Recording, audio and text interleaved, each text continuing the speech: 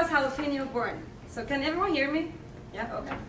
So jalapeno was born to address only one question, but not a simple one, which is why companies spend millions of dollars on employee engagement and employee benefits and training, yet they still lose millions of dollars due to lack of engagement and productivity.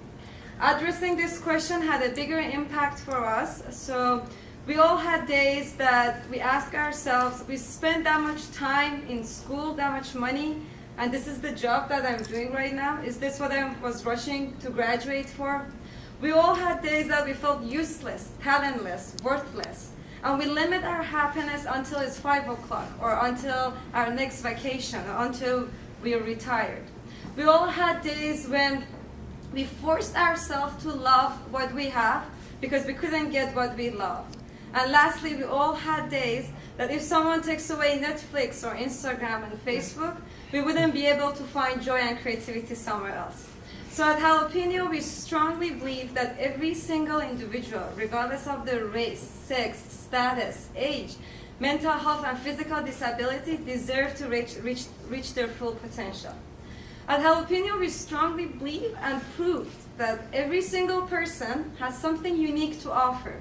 And maybe that has been suppressed due to their parenting, due to the education system they were in, or due to the environment that they work in. So in order to make sure we flourish and thrive in a life that we get to live it only once, we have to actively learn how to create the right mindset, right skills, and the right environment that we may not be conscious of. So Jalapeno is on a mission to bridge the gap between science and practice to help companies increase their profitability and enhance individuals' well-being. And here's the exciting part. For 2020, we are on a mission to take initiatives towards bridging the gap between educational programs and workforce needs. So we can take a proactive approach towards developing our future leaders and also creating a richer workforce for our next generation.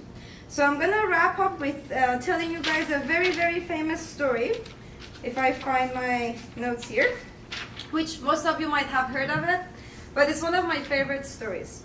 An elderly carpenter was ready to retire. He told his contractor of his plans to leave the house building business and live a more leisurely life with his wife, enjoying his extended family. He would miss the paycheck, but he needed to retire. They could get by. The contractor was so sorry to see his good worker is leaving and asked if he could build just one more house as a personal favor. The carpenter said yes, but in time it was easy to see that his heart was not in his work. He resorted to shoddy workmanship and used inferior materials. It was an unfortunate way to end his career. When the carpenter finished his work and the builder came to inspect the house, the contractor handed the front door key to the carpenter. "This is your house," he said, "my gift to you." What a shock, what a shame. If he had only known he was building his own house, he would have done it all so differently. Now he had to live in the home he had built none too well. So it is with us. We build our lives in a distracted way, reacting rather than acting, willing to put up less than the best.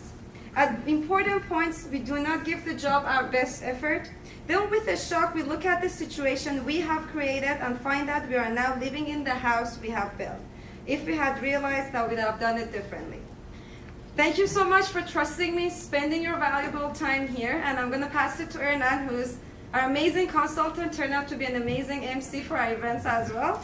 And we're going to start the game, I guess, very soon. Thank you.